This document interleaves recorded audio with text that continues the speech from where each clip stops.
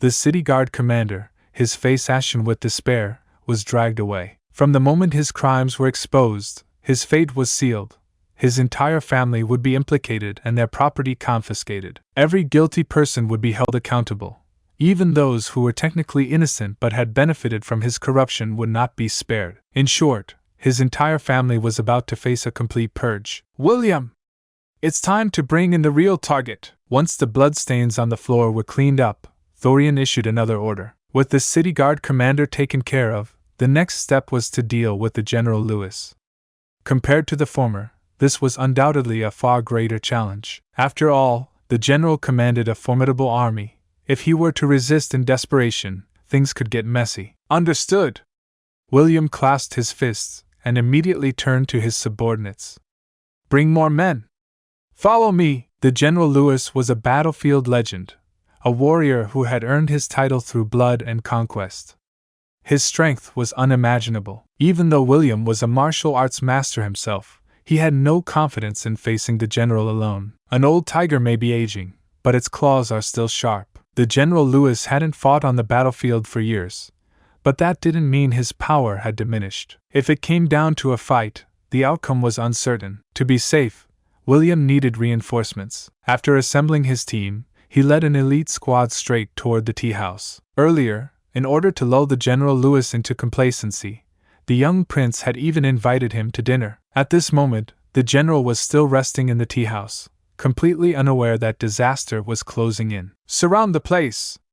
As soon as they arrived, William ordered his men to seal off all exits. Then, with 4 of the strongest guards at his side, he strode forward and kicked open the door. Inside, the General Lewis sat leisurely, sipping tea. His expression was calm, his posture relaxed, as if he didn't regard William as a threat at all. "General, the young prince requests your presence." William's sharp eyes locked onto the general.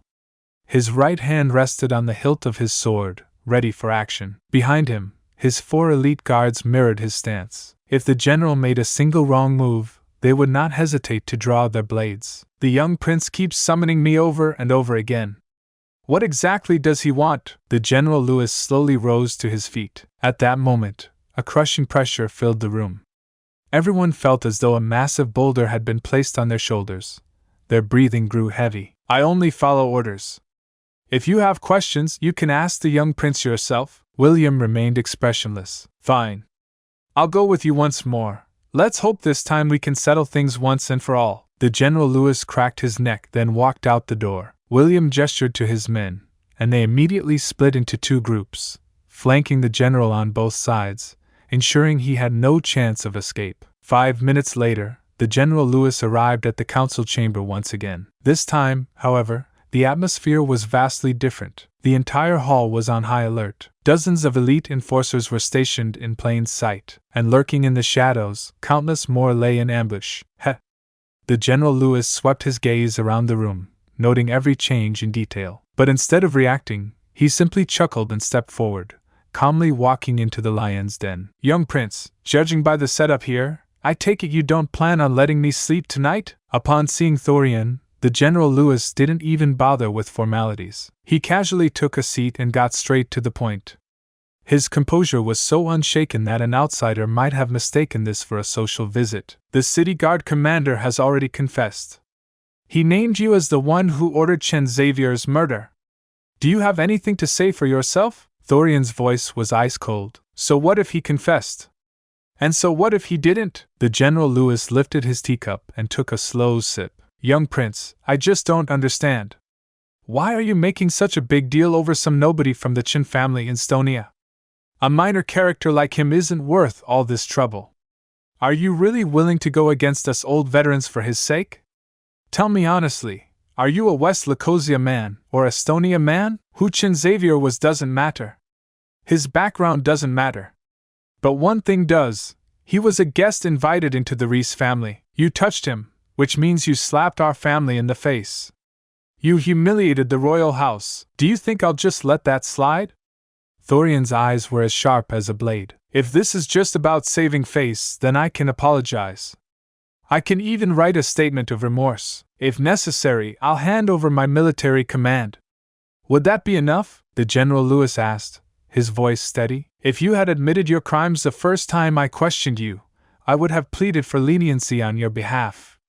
I might have found a way to spare your life, but now it's too late. Thorian picked up the stack of evidence and tossed it at the general's feet. His voice was chilling. Your crimes aren't just one or two mistakes.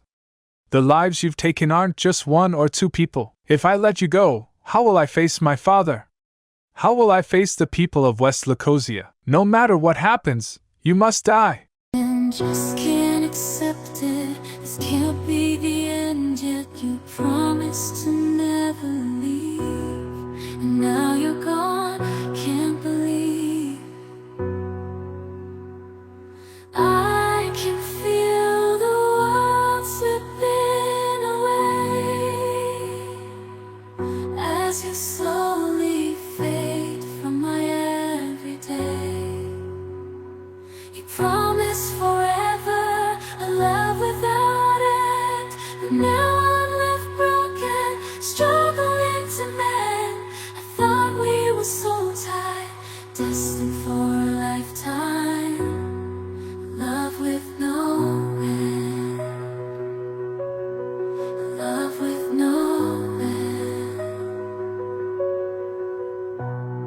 Staying in my imagination, memorizing the past time, the secrets, the love, the care. Now they're echoes in the air.